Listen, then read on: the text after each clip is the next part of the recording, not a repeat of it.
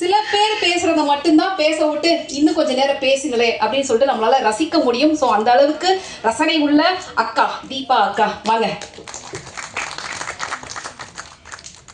அமர்ந்திருக்கும் அத்தனை பெரியவர்களையும் வணங்கி, முன்னாடி இருக்கிற அண்ணன்மார்கள் தம்பிமார்கள் எல்லாத்துக்கும் வணங்கி. ஏன்னா அதில் பார்த்துட்டு இருக்கிறது ஒரு கேமராவில் 1 கோடி பேர் பார்ப்பாங்க. அதில் தைரியமாக பேசிட்டு ஒரு பிள்ளை உட்காந்துருக்காளா, எனக்கு ரொம்ப சந்தோஷமாக இருக்குது. அதே மாதிரி ஆனந்தராஜ் சார் வந்து நான் சின்ன பிள்ளையில இருந்து பார்க்குறேன். நானும்ப்பா சின்ன பிள்ளையில இருந்து பார்த்தேன்ப்பா. அவருக்கு வளைவியா இப்போ நான் நடிச்சிருக்கிறது.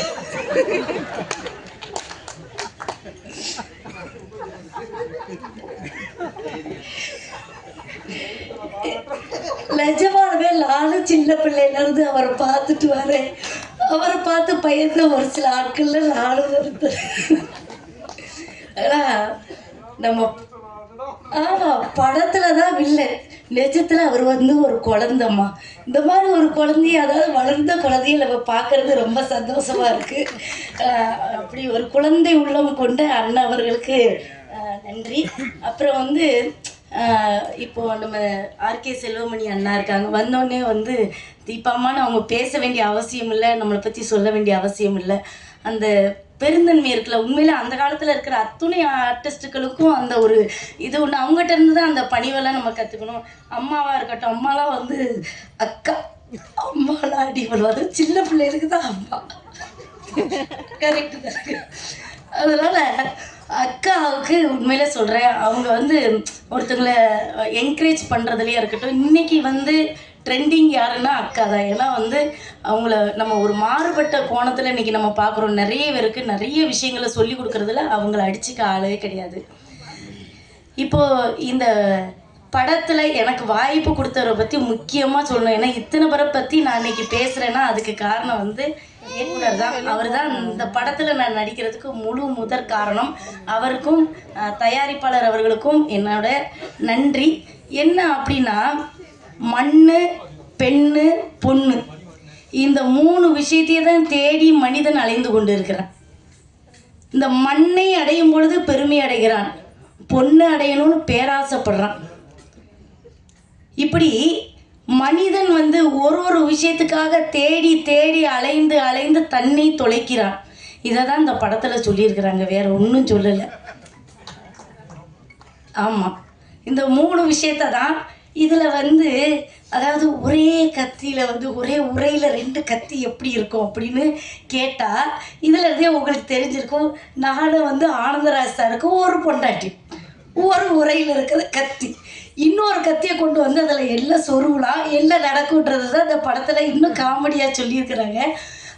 நான் நடித்ததை பற்றி சொல்லும்போது, ஊரில் விளையாட்டாக கிராமத்தில் சொல்லுவாங்க, அதாவது ஒருத்தனுக்கு 2 பொண்டாட்டி.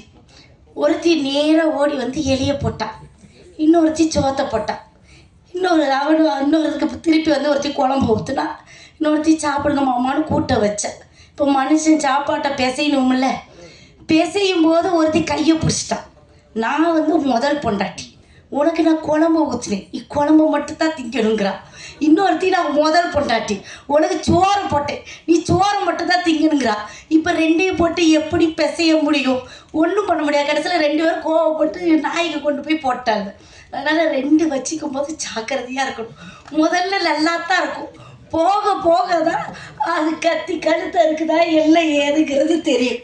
அதே மாதிரி கருத்துக்கள் நம்ம நிறைய சொல்லுவோம். நான் அன்றைக்கி போன தடவை பாட்டு படிக்கும்போது மறந்துச்சு, அது ஒப்பிச்சுட்டு தான் நான் உட்காருவேன். எல்லாம் வந்து நான் வந்து ஒரு ஸ்டூடெண்ட்டு, அதனால் நீங்கள் எல்லோரும் தவறாக எடுத்துக்கிடாமல் அந்த பாட்டை இன்னொரு முறை தெளிவாக பாடிட்டு மனசார உட்காந்துக்கிறேன்.